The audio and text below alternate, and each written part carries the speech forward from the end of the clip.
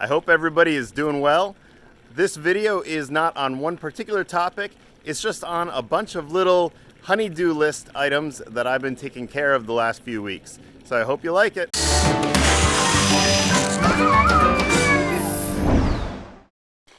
We're filling up some more, but this time this water is not coming from rain, it's coming from snow. Middle of April and we got some more snow last night. I put in a pool for my daughter and I leveled out a base. I put some sand down, got rid of the sod, and I even put down a little bit of this 1/4-inch foam. And it's really more to just protect against the rocks, but you know what? I like a little bit of insulation on my projects. And then I put in this pipe here, and that is just a little cheesecloth, and this is now filling with rain. And inside, looks like we're catching a few things. Let's go ahead and take this cheesecloth off, and we can see what we caught. A little bit of debris there. And inside I have that PVC fitting going down to the pipe, and I put a bunch of rocks around here because on the side of the PVC pipe, I drilled holes.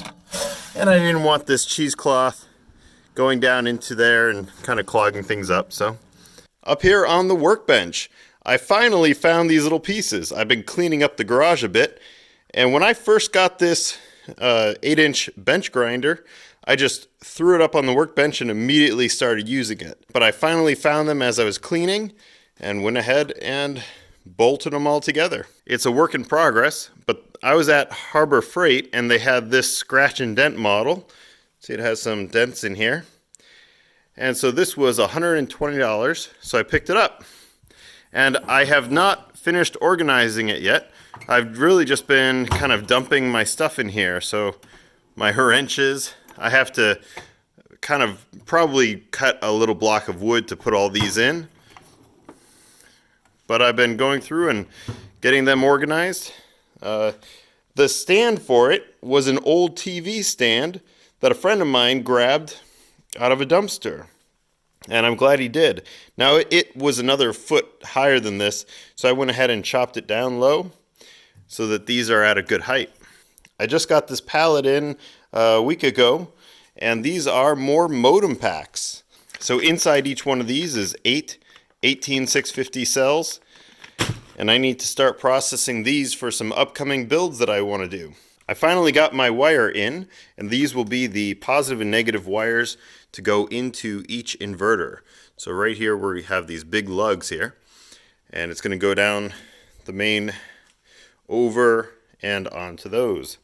This is 2/0, so right there. So that's a pretty good size wire. And to give you an idea of what it looks like compared to the size of the inverter, it is a big fat wire. 2/0 should be plenty because each inverter is 6,000 watts.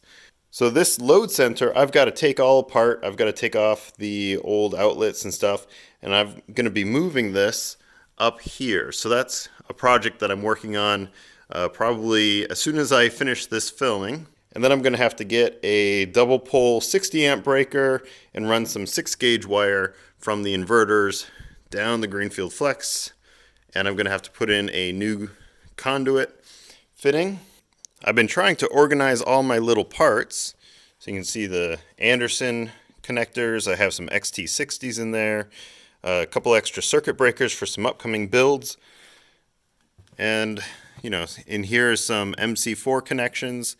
So I've been trying to get these guys organized because up until this point, they've just kind of been scattered throughout the garage. I finally got around to fixing my daughter's rocking chair.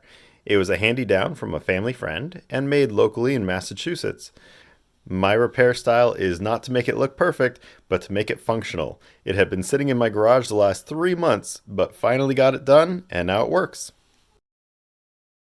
What do we need to do with this car? Clean it.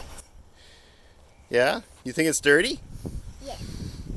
We just picked this up on the side of the road. It even has the battery in it. It's 9.5 amp hours. I'm sure we can beat that. And I drive it.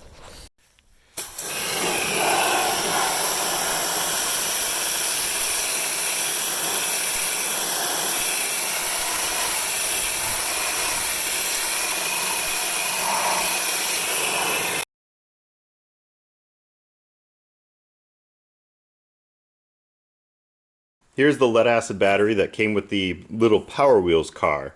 It's 12 volt and 9.5 amp hours. In the little battery compartment where this sits, I could cram 80 cells in there. So now I'm not going to do that because I don't have the cells ready to go, but it might be fun to add onto this one in the future. In this case, I'm going to arrange them as an 8P, 8 cells in parallel, and 4 cells in series. So we'll be slightly higher than the 12 volts that this battery would run at. I rearranged the cells just a little bit, so now our rows go the other way.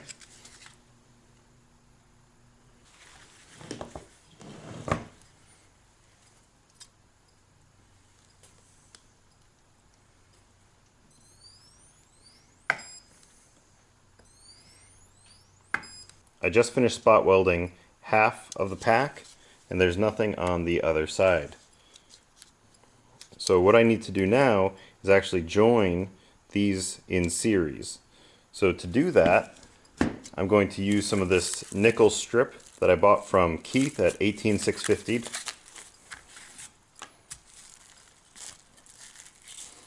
And Keith doesn't sponsor me or anything, I'm a customer of his.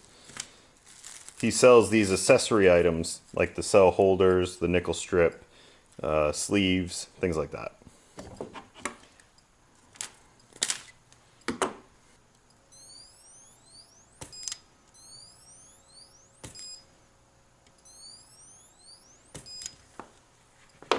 Great.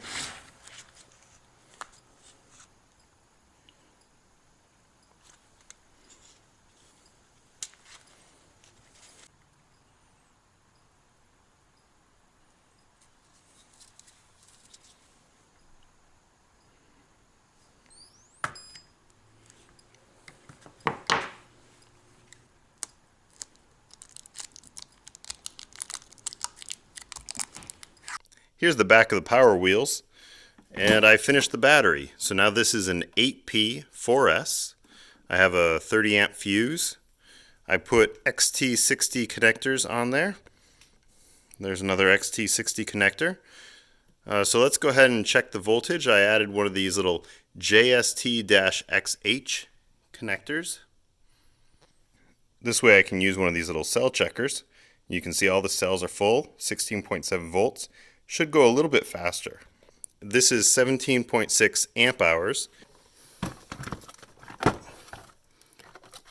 So I could actually fit 2 of these side by side if I wanted to. So let's go ahead and connect them up and see how my daughter likes it.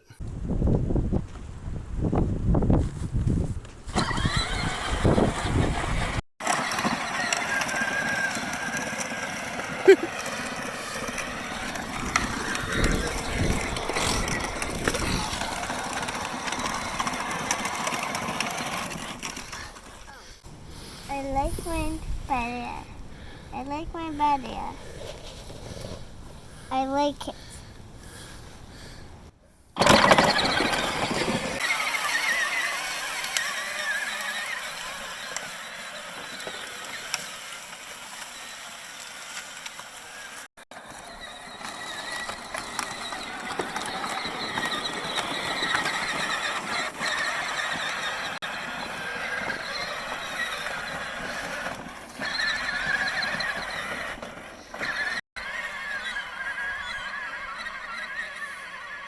It's quite the hill.